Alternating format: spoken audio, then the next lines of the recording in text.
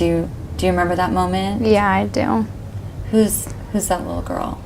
I was scared, and Hello, and welcome back to Crime Mystic, where we cover solved, unsolved, and twisted cases from around the world.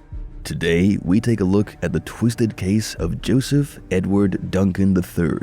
But before we delve any further, please take the time to show your support by subscribing to our channel, liking our video, and clicking on that notification bell to receive the latest videos straight to your inbox.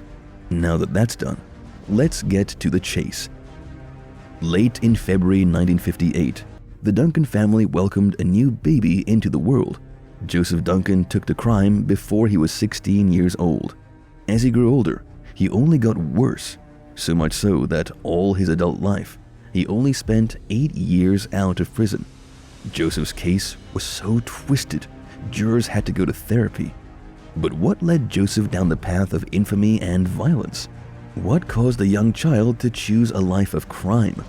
Joseph's case takes us to Tacoma, Washington. Tacoma is a port city in Puget Sound. With a population of 219,346, it's the second largest city in the Puget Sound area and the third largest in the state.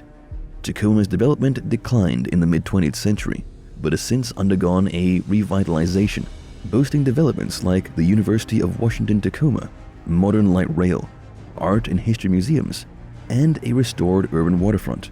Tacoma's crime rate is 109.9% above the state average and 170.7% higher than the national average. At 843 incidents per 100,000 people, violent crime exceeds state and national averages by 187% and 117.4% respectively. This is the city where Joseph Edward lived. Joseph Edward Duncan III was born on February 25, 1963 in Fort Bragg, North Carolina. He was the fourth child of Joseph Edward Duncan Jr. and Lillian Mae Duncan. Growing up with 3 older sisters and a younger brother, Joseph experienced a childhood of constant movement due to his father's service in the United States Army. The family relocated frequently within the US and abroad, immersing him in diverse cultures and environments. Throughout his early years, Duncan displayed a mix of introverted and extroverted traits. He possessed a natural curiosity about the world around him and showed a keen interest in understanding different perspectives. At the same time, Duncan had a private side, cherishing solitary moments to reflect on his thoughts and emotions. Duncan's mother, Lillian Mae Duncan, was a strong-willed and assertive woman.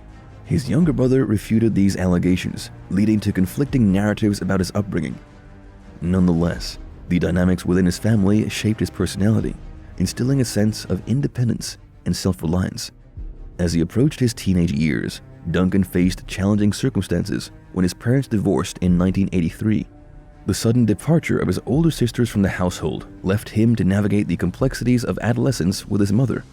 Although he had a supportive younger brother, the absence of his siblings influenced him greatly, fostering a sense of self-reliance and resilience. Despite facing hardships within his family, he developed a passion for drawing, often using art as an outlet to express his emotions and escape from the difficulties of his teenage years. Painting landscapes and abstract forms allowed him to explore the depths of his imagination. Duncan attended Lakes High School, where he faced both academic and personal challenges. While he didn't graduate, he displayed a profound interest in literature and history, immersing himself in the stories of different cultures and civilizations. As he delved into the narratives of the past, he found comfort and inspiration in the timeless lessons they imparted. However, beneath the surface of his interests and passions lay a darker side. Duncan's troubled history of sexual predation emerged at an early age, shattering the lives of innocent victims. At 15 years old, he committed his first recorded sex crime, raping a 9-year-old boy at gunpoint. Joseph Edward Duncan III's criminal acts cast a dark shadow on his journey. Following his arrest for driving a stolen car, he was sent to the Jesse Dislin Boys Ranch in Tacoma, a facility meant to provide rehabilitation and support to troubled youth. There, he disclosed to a therapist assigned to his case that he had committed unspeakable acts against 6 boys, binding and sexually assaulting them. Shockingly, He further revealed that he estimated having molested 13 younger boys by the time he reached the age of 16. In 1980, Duncan committed another horrifying crime. He stole multiple guns from a neighbor and forcibly abducted a 14-year-old boy, sexually assaulting him at gunpoint. As a result of this abhorrent act, he was sentenced to 20 years in prison. However, after serving 14 years, Duncan was released on parole in 1994, but his criminal tendencies persisted. In 1996, he was arrested once again, this time for marijuana use. Despite this, he was granted parole yet again, but with additional restrictions. On May 16, 2005, the Coeur d'Alene, Idaho community was devastated by a grim discovery. 40-year-old Brenda Groin, her boyfriend Mark Mackenzie, and her 13-year-old son, Slade Groin, were found lifeless in their home along Lake Coeur d'Alene. Tragically, 2 of Brenda's other children, Dylan, 9, and Shasta, 8, were missing. Autopsies revealed the cause of death as blunt trauma to the head. There were also signs of binding. An Amber Alert was issued, igniting a frantic search for the missing children, while investigators probed these shocking homicides. The police searched everywhere for the culprit and the missing children. Days of anxious searching finally yielded a glimmer of hope. In July 2005, 7 weeks after the initial tragedy, Shasta was spotted at Denny's restaurant in Coeur d'Alene, accompanied by an unfamiliar man. Alert staff and customers recognized her from media reports and secretly called the police, ensuring the man accompanying her couldn't escape. I remember just holding on to hope, but still feeling like there wasn't going to be any. The man, later identified as Duncan, was arrested without incident. However, Dylan, the other missing child, was still unaccounted for, and authorities held little hope of finding him alive.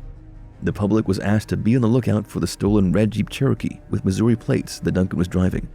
Investigation revealed that Duncan had rented the car in Minnesota and never returned it. A gas station employee in Kellogg, Idaho, recalled seeing the suspicious vehicle hours before Duncan's arrest. After reviewing surveillance footage and recognizing Duncan and Shasta, the employee promptly alerted the authorities. This is you in the surveillance. Do you remember that moment? Yeah, I do. Who's that little girl? I was scared, and On July 4, 2005, investigators found human remains at a remote campsite in Montana. These remains were later confirmed to belong to Dylan through DNA testing. The trial later revealed the chilling details of how Duncan had mercilessly shot Dylan at point-blank range using a sawn-off 12-gauge shotgun. Joseph Edward Duncan III's heinous crimes spanned multiple states and led to convictions in 3 different courts. In Idaho, he was convicted for the kidnapping and brutal murders of Brenda and Slade Groin, as well as Mark Mackenzie. In the United States District Court for the District of Idaho, he faced charges of kidnapping Shasta and Dylan Groin, murdering Dylan, and committing other crimes. Additionally, a California Superior Court held him accountable for the kidnapping and murder of Anthony Martinez. On January 18, 2007, Duncan faced indictment in federal court for his crimes.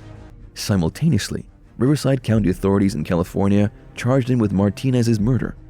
Despite efforts by Riverside County officials, including appeals from Governor Arnold Schwarzenegger, Duncan's federal trial proceeded before his extradition to California on January 24, 2009, just 5 months after receiving a death sentence in federal court. Duncan's murderous spree finally came to a close in March 2011 when he pleaded guilty to Anthony Martinez's murder in California. On April 5, 2011, he was sentenced to 2 life terms as part of a plea deal that ruled out the possibility of parole or appeal. Although Duncan could have faced an additional death sentence in California, Riverside County District Attorney Paul Zellerbach decided against it, taking into account the Martinez family's desire for closure. Zellerbach noted that the federal system would likely carry out Duncan's death sentence before California had seriously considered it. The jurors who imposed the death penalty on Duncan had to endure the disturbing task of witnessing graphic and distressing evidence during the trial. One particularly disturbing piece of evidence was a 33-minute video showing a naked Duncan torturing, physically and verbally assaulting, and sexually abusing a young, restrained boy, identified as Dylan Groin. The video depicted the horrifying abuse taking place in what appeared to be a dilapidated wooden shed or small cabin. Other incriminating evidence included human remains, a wire noose from the cabin's interior, and additional videos of Duncan subjecting Dylan to relentless torture. In one of these chilling recordings, a child's agonizing screams resonated as a naked Duncan callously proclaimed himself as the devil, relishing in the suffering and anguish of innocent children. Imprisoned on federal death row at the United States Penitentiary in Terre Haute, Indiana, Joseph Edward Duncan III maintained a blogspot where he shared updates on his life behind bars and offered glimpses into the world of federal death row. Isolated from his fellow death row inmates, Duncan rarely engaged in conversation or socialization, preferring to keep to himself. He only interacted with other prisoners when it was necessary, and even then, he limited his communication. Surprisingly, Duncan claimed that he faced little trouble from fellow inmates, reporting that he received minimal harassment from a handful of prison guards on a few occasions.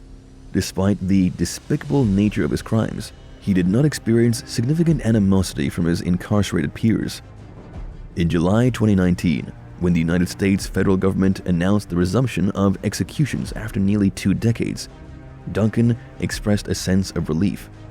He believed that death by lethal injection would be a preferable and cleaner way to die, compared to succumbing to natural causes in prison, which he feared the most. Duncan had concerns that the government might indefinitely delay his execution, leading to a lingering sense of dread. In 2016, Shasta Groin, then 19 years old, initiated a petition named Slade and Dylan's Law as a tribute to her 2 brothers, tragically murdered by Duncan. The petition aimed to advocate for stronger measures against convicted sex offenders, urging that they should not be released from jail. It sought to reduce the 3-strike rule for violent sex offenders to 1 strike, making it stricter for those who pose a threat to society. The petition garnered tremendous support, gathering 51,820 supporters by the time it closed. However, in October 2020, Duncan underwent surgery for a terminal brain tumor, but opted against any further treatment, including chemotherapy and radiation. Medical personnel on the Federal Bureau of Prisons predicted he had only 6 to 12 months to live. On March 28, 2021, at the age of 51, he passed away. Following his death, his body was cremated. Today's story showed the dark journey of a man who from an early age showed signs that he was cut out for evil. Many people view his death as karma. But what do you think? Is brain cancer a perfect punishment for him? Or was being on death row with its uncertainty what he deserved? Let us know what you think in the comment section.